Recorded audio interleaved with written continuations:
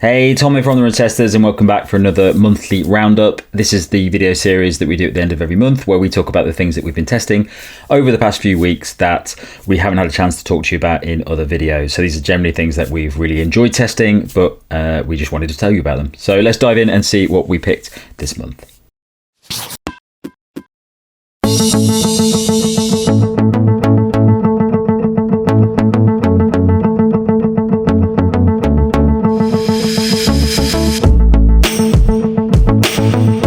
Those of you who watch the channel regularly will probably know that I bloody love running in a base layer, even when it's sort of 25 degrees, but even more so when it's cold like it is right now here in the UK. I have a couple of reasons for this. The first is that once I found a base layer that won't chafe my nipples, I am absolutely sticking to it. Loads of running tees don't have that guarantee for me, and there's nothing worse than suffering that. The second is that kind of suit of armour feel that you get. It kind of makes everything feel locked in and loaded, and I'm sort of ready to run. I think that might be a hangover from my football playing days where I always wore that under my football shirt. Now, I've got a couple of old Under Armour base layers that I've been using for years and years and years, but recently I've also added this. This is the new HeatGear short sleeve base layer. That one is now in the mix. It's silky, it's soft, it's smooth, it's really super kind to the old nips.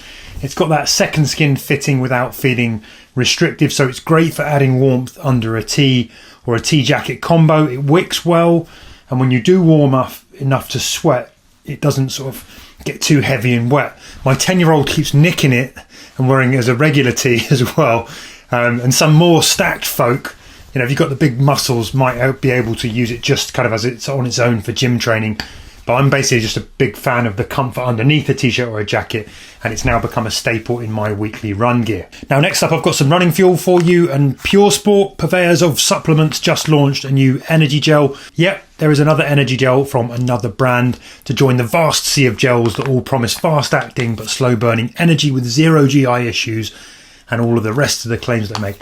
But what I really like about these mainly is how compact they are, is one of the things, but I also like the fact they're trying to simplify fueling.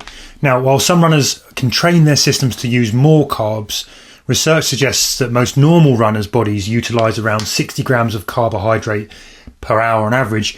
Puresport's 30-gram dual carb gels lean into that kind of science and those uptake rates with a simple message: eat one of these every 30 minutes.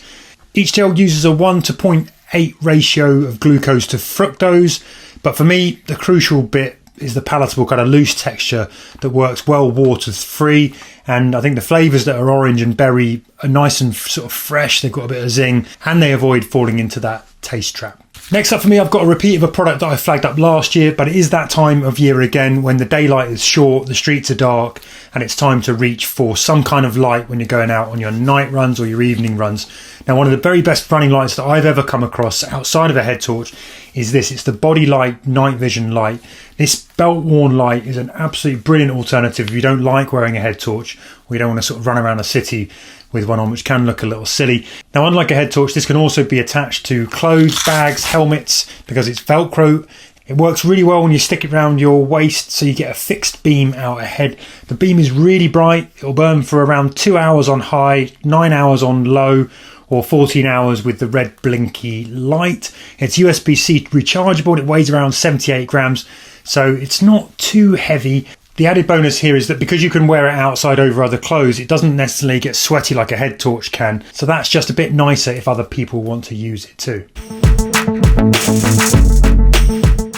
So the first of my 2 monthly essential picks are on my face right now. These are the Roka Barton 2.0 eyeglasses. Now, I have been desperately seeking out a pair of glasses for runs, regular pair, or regular looking pair, I should say, because I'm not a massive fan of these kind of performance style glasses. I don't think I can really pull them off, but something that I can use when I'm working, but also you can help me get out the door a little bit quicker. I do normally wear contact lenses, so this could help minimize the faff of getting out the door when I'm testing a bunch of other things at the same time. Now, I've had these for the past month. They do have a prescription on them, of course, so that does add to the cost. But in terms of what I've wanted, and that is, you know, glasses that don't kind of jump around, the lenses feel high quality and haven't kind of picked up any kind of scratches. I'm quite heavy-handed when I kind of throw them down. I'm not using them, not wearing them. but also wearing them, feeling comfortable enough to wear them for slightly longer runs as well. And they've absolutely kind of delivered on all of those fronts. I think in terms of that kind of fit and make sure they don't jump around, you've got these kind of grippy kind of arms here, which helps kind of keep them in place. I think I like the fact that the frame itself doesn't feel like they're sitting too closely against your kind of face as well too, and the sides of your head. That's kind of down to this kind of floating design that you've got here as well. I said the lenses have been very good. You know, I have my regular pair of glasses, got a very easy scratch, got a cheap pair of glasses, and I haven't really found that here. And I feel confident that, you know, if I had to do a kind of longer run, if I, you know, didn't feel I wanted to put my contact lenses in, then I would feel more confident wearing these glasses. And I think the thing I always find with glasses in general is that they kind of, the fit can loosen over time. And, you know, over this past month, I haven't felt like that's been the case here. And I've run, you know, dry conditions, rainy conditions. They felt very good across the board in all of my runs. So those are the Roka Barton 2.0 eyeglasses. So my next monthly pick is a running jacket. Now we are getting to that time of the year where running conditions are pretty grim, particularly cold, particularly rainy. So definitely a staple in my kind of running wardrobe is a good waterproof running jacket. Now waterproof running jackets aren't typically cheap. You know, the ones that I have usually that I use are a little bit more on the expensive side. So finding one that's a little bit more reasonable in terms of that price and crucially can still deliver, you know, in terms of protecting you from the rain is a good find. And that's what I found here in this jacket. This is the Kiprun Run 900 waterproof jacket from Decathlon. It sits at around £80, so it's still not massively cheap, but I think compared to some other waterproof running jackets I've got, it definitely is a little on the more affordable end. Now what I like about this jacket, what I look for in a running jacket is a lightweight kind of design. You know, I don't like to wear too many layers, but I do obviously still want that protection. And that is definitely what you get here with this jacket.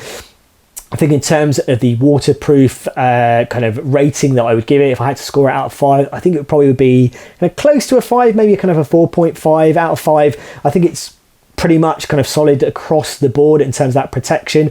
I would say when I've run in kind of a mixture of light, moderate and pretty heavy rainy conditions, I think lighter, moderate rain, I think absolutely it does do a very good job. I think that heavier rain, you really need to make sure the seal in all of the areas of the jacket is very good. So whether that's around the sleeves, where you've got that hood up, you've got like an extra button there, which you have in terms of kind of improving that secure kind of feel, and the, you know, down the middle of the jacket as well too. That is really crucial in those kind of heavier downpours to get the really kind of strong protection against rain and heavier kind of rainfall. I think in terms of other things, there's good pockets there, so you can kind of drop in a good sized pocket, so you can drop in a phone there, you know, kind of your keys, anything else you'd want to carry with you as well. Another kind of nice added feature is if you start out on the run where it is kind of slightly rainy, starts to get a little bit warmer, you can kind of easily kind of pack this jacket away into one of the pockets as well, and it's quite clear which one it will fit into. So absolutely, this is a jacket I will continue to use, mainly because the waterproof protection is very good. The lightweight feel is very good as well. The fit in general has worked for my runs as well. So that is the Kiprun Run 900 waterproof running jacket, and that sits around £80. I think definitely would be one to look at, you know, potentially could be kind of reduced in the coming months, and will be a good kind of staple for me over the next few months of running. My next pick is the Maurten Solid C160 bars. Now, I haven't actually got one to hand here because I've just realised that I've eaten them all. But when I did Chicago Marathon ages ago, I remember getting the train to the start line, and I hadn't had any breakfast. And I was hanging around trying to find some breakfast, and I wanted to get some toast or something like that. And the only thing I could find is I went to Starbucks to meet Mike, and the only thing they had that I could find that was remotely seemed like a good idea at the time, because it was quite close to the start of the race, was this sort of marshmallowy, corny snack. And at the time I thought it would be a bad choice, but it was all they had. It was probably the best bit of pre-marathon food they've ever had. It was light. It just felt very sugary, like there was a lot of energy in it, but it definitely didn't make me feel full. It didn't make me feel like I had a lot in me when I started the race. And since then, I've tried to find alternatives for that flavour and that sort of the bar thing that I had. And sometimes I'll have like the Cocoa Pop bars, and because they're quite cheap.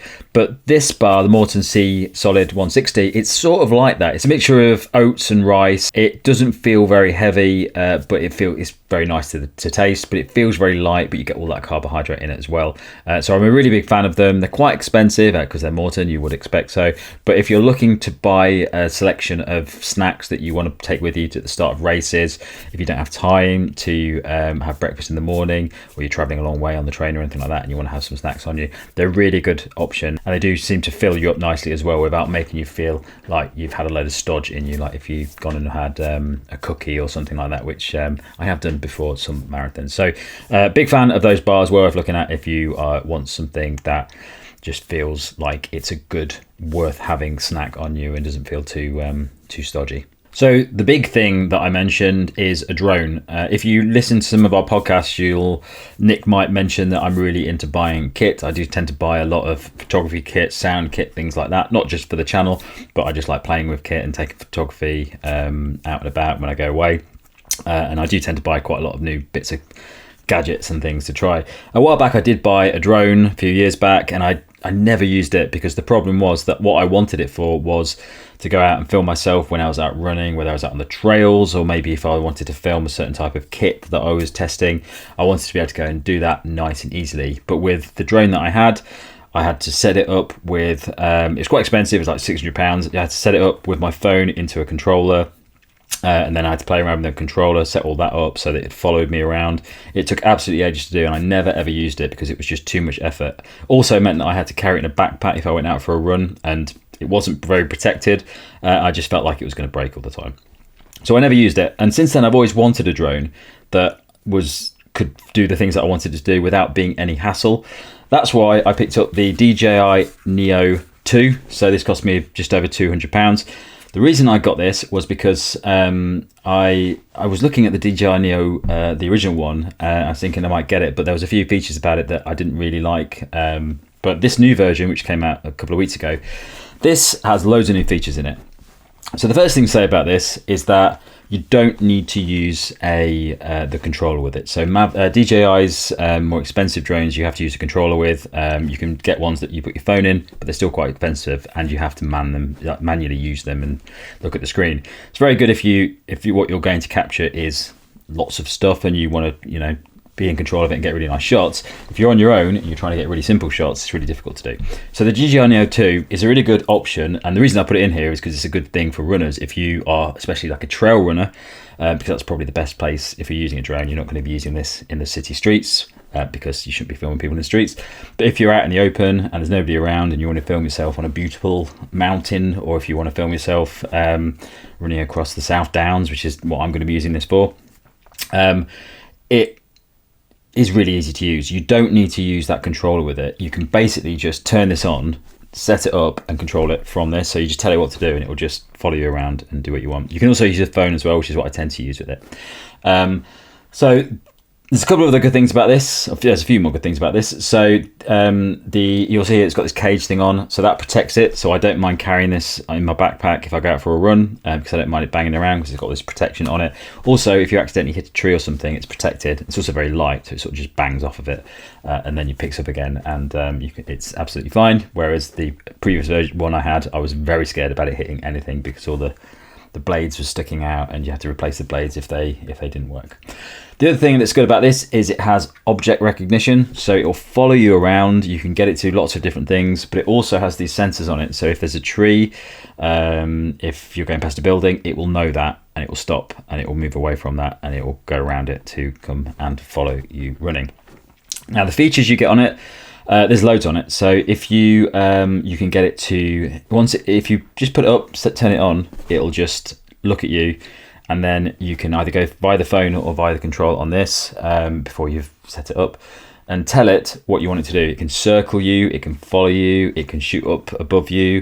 You can do this sort of helix thing, which sort of spins around you and gets closer. So you get these really nice shots from it without really having to worry about controlling it, and it's very good at that. So you just sort of put it up, tell it what to do, and you can just get it doing that for ages. So yeah, maybe it's not one for everyone, But if you are a runner that wants to capture your running experiences, maybe if you're a content creator as well, but maybe if you're just a runner and you're running a lot of places where you want to have nice shots of you doing that, this is a really good option for it, which is pretty cheap. It's really easy to use. You can also, the other bonus of it as well, I told you this was going to be a long bit. The other bonus of it as well is if you have or want a controller to control it, you can actually set up the DJI controller and use this as a normal drone, which you then use with the screen. So you can fly it quite far away, talking like a few kilometers away. If you're using it just as a standalone, it won't go that far and it won't go that high either. It'll then do like 20 meters or something high, but that's all you want if you're sort of filming yourself. But you can use it as a standalone drone and you can use a controller with it as well. You can also do first person as well, where you buy like goggles on it and use it as a sort of fast drone that flies around stuff. So yeah, really enjoying using this. I'm going to get a lot more stuff with it. I did actually want to get loads of footage for this today to put on this video of me running around the South Downs, but it's been raining all day and this doesn't work particularly well. Well, I wouldn't ever use it if it was really rainy because it'll get into, it's not waterproof. I also wouldn't use it if it's very windy because it's quite small and it's okay with the wind. But when I'm on the South Downs, I'm constantly worried it's going to fly off the side of the downs and I'm not going to get it back again. So some of the stuff you get, I'm going to have to go and film tomorrow where I'm on a big hike. But yeah, it's worth looking at if you want a bit of fun or if you really want to capture some of those moments in places like the great outdoors where there's not loads of people around. But yeah, you just want something easy to use. That's it from us on the monthly roundup. That's it from us on the monthly roundup for November. Thanks a lot for watching. Don't forget to like, subscribe and click that little bell. If you're going to catch and play, find your podcast, which comes out a couple of times each month. Thanks a lot for watching. Catch you next time.